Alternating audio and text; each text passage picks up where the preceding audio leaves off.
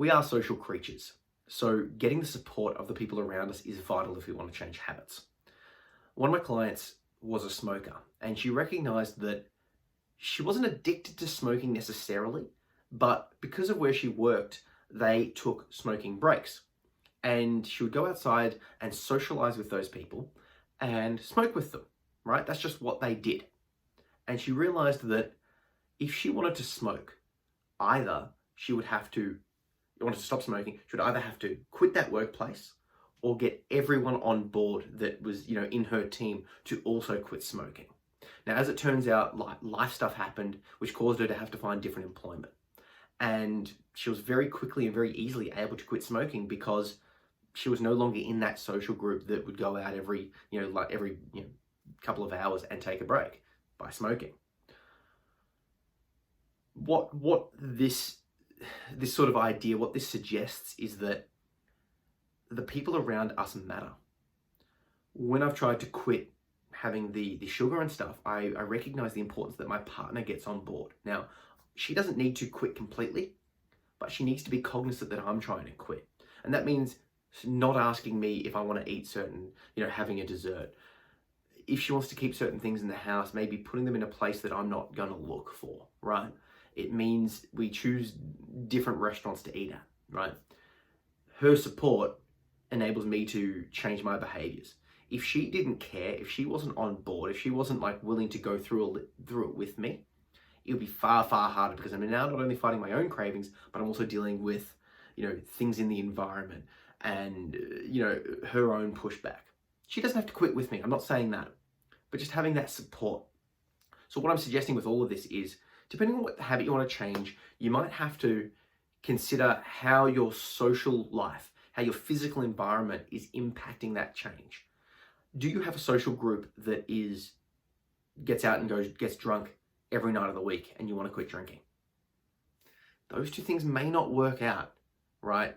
Because how can you still do those behaviors or still have that sort of stuff in your life if you want to make this sort of change? Ideally, you can go to your friends, to your family and say, hey, this is the change I want to make, please support me. And ideally they say yes. Even more ideal, they get on board with you. A lot of the time you'll find that it takes one sort of leader in the group to make this change and be like, hey, I'm quitting this, who's with me? And a bunch of people get on board and that sort of pulls the whole social group to quit smoking, quit drinking, quit taking drugs, whatever it is. Other times that doesn't happen. Maybe the person isn't a natural leader. Maybe the group doesn't want to change, whatever. You might have to start making different choices, right? It's hard to say that, but it depends on, and once again, this goes back to that first video of the strong why. What's more important to you? Changing the behavior or the group of people that are causing the behavior to perpetuate? You can only answer that question, but you'll find that sometimes you'll have to let go of certain people in your life that are causing you to keep using. And depending on the drug, right, or depending on what the behavior is, sometimes you can sort of, and your willpower, sometimes you can be around people that are doing behavior that you've quit. I no longer struggle sitting and watching people eat dessert. I no longer struggle sitting and watching people drink coffee or have alcohol. Okay, so I'm fine with that. But I'm not going to go to a nightclub. I don't enjoy it anyway, but the whole idea is everyone's drinking and smoking. It doesn't really appeal to me anymore. So the friends that I had back in the day that do that and still do that, we've sort of pulled apart a bit.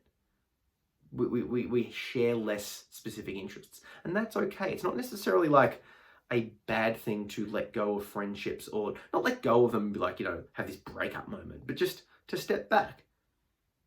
If they too change and give up those sort of things that I've given up, then we can hang out more, right? And those people, I will still hang out with them, I'll still associate with them, but not in those same contexts. And, the more I go down other paths, like with my martial arts and my exercise, the more my friends will have more similar interests to me down that path, right? You will find that friendships wax and wane, and that's okay. But it's important to realize that your strong why will help you to make better choices. And that strong why might help you to have those awkward conversations with the friends and the family and ask them for that support. This is why I'm doing this. Please help. Yeah? And the final thing with the social stuff which I touched upon before, if you say to a group of people, hey world, I'm doing this. You put it on your social media, say it to people, who's with me, right? And you get people doing it with you. You've now got a group of people who are working together, connecting together, and growing together. And you've got this social accountability. And once again, have that forgiveness.